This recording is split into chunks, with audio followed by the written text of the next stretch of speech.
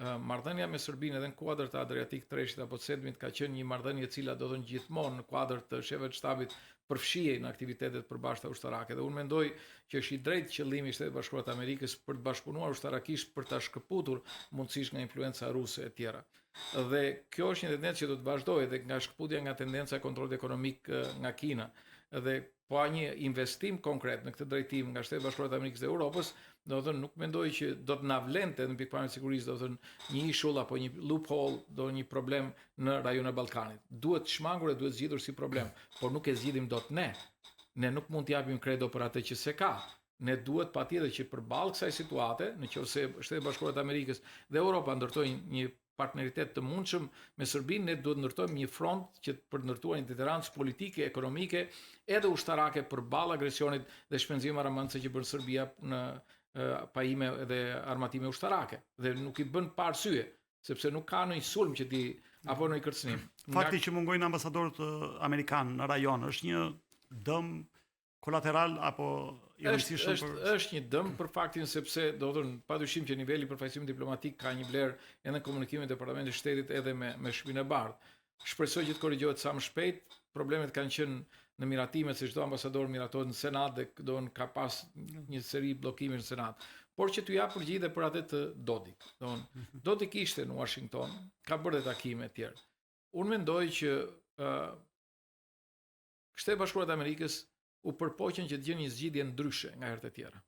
E para, autoritetit problematik në rajonin e Ballkanit që ishte Dodik, si president i Republikës Srpska, i cili kërkonte largimin e kësaj republike nga Federata, i kërkuan që të hiqte dorë si president duke i hequr sanksionet. Por nuk është vetëm kaq, është një paketë e tërë. E dyta, i kërkuan që të deklarohet që nuk ka për të larguar nga Bosnia-Hercegovina, pra ajo politikë e ndarjes nga Bosnia-Hercegovina duhet frenohet. E treta, është një autonomi me zgjeruar e vendeve të Federatës Bosnia-Hercegovinës, qoftë Republika Srpska, qoftë pjesë muslimane, qoftë pjesë kroate, në mënyrë për të pasur më tepër frym në autonominë lokale dhe një funksionim më ndryshe. Pra, atë që u përpoqen ta realizohen me sanksionime, kësaj radhe e zgjidhen me një kontratë pak më afatgjatë. Sa në vend të Kërbaçit dhe Karota. Sa do të vazhdoj, nuk e di. Por një gjë është ama, unë shpresoj dhe besoj që edhe do të kuptoj që duke qenë vasal i Vučićit apo edhe i Rusisë, do të ishte gjithmonë viktima.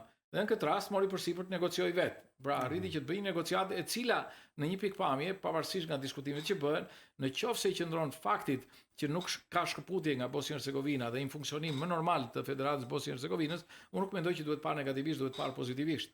Sepse sanksionimet për çfarë vendosen? Vendosen për të krijuar një lloj reagimi nga ai që sanksionohet për të ecur në atë drejtim politik apo edhe ushtarak apo gjeopolitik të interesave të përbashkëta apo quhen të NATO-s apo të Bashkimit Evropian.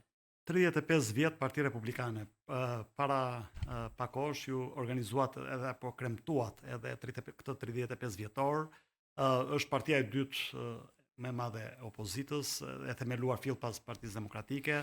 Çfarë ka ndryshuar në këto 35 vite? Shiko, ka ndryshuar politika përgjithsisht.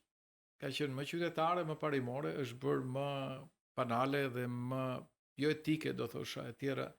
Është bërë politik për politik sa politik për qytetarët. Sabri Godua thoshte, edhe kam përmendën 35 vjetor, që në qoftë se një qeveri nuk ka kohë dëgjoj popullin e vet, ajo padyshim që bën gabime në mënyrë të vazhdueshme.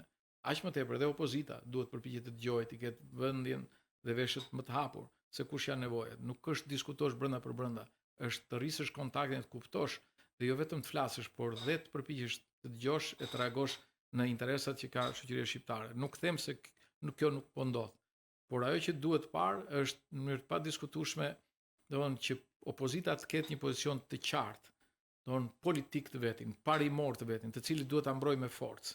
Partia Republikane është përcaktuar si parti e besimit në Zot dhe po e shpjegoj pse, sepse besoj që gjitha lidhjet e drejta tona vijnë nga një autoritet i cili është shumë herë më tepër se sa një letër apo e shkruar apo një autoritet qeveritar. Dhe këto ne duhet i mbrojmë me çdo lloj force, siç është jeta, lumturia dhe ndërtimi i lumturisë, thuhet në deklaratën e pavarësisë së Shtetit Bashkuar të Amerikës, dhe në momentin kur qeveria ti cënon këto, ti ke drejtën për të ngritur kundër qeverisë për ta rrëzuar atë. Pra është një lloj autoriteti që ti politikisht e lidh me një fuqi më shumë se një individ që është kryeminist, kryetar partie e tjerë. Pra ti e merr burimin e qenies tënde politike nga një autoritet më universal edhe i don më i plot fuqishëm. Për të vazhduar pasaj tek interesat kombëtare, dhe Partia Republikane ka qenë gjithmonë në shërbim të interesave kombëtare, jo vetëm të Kosovës, por shqiptarëve në rajon edhe tek ideja e funksionimit si komb. Për të vazhduar pastaj edhe me çështje të rëndësishme që është prona private, familja, të cilët janë sot në goditjen më permanente dhe të vazhdueshme nga ana e kësaj qeverie. Pa këto elemente unë nuk mendoj që mund të kemi një shoqëri funksionale apo një komb të shëndosh. Dhe këto janë bërë pjesë edhe partive tjera të opozitës. Çfarë kam regret është se Partia Republikane ka qenë një parti e strukturuar në të gjithë territorin e Shqipërisë. Po për fatin e keq sistemi elektoral e ka zhbër organizimin elektoral territorial dhe ky sistem elektoral ka qenë vrastar për politikën shqiptare, si nga pikpamja e kualitetit politik, por edhe nga pikpamja e organizimit dhe pluralizmit politik.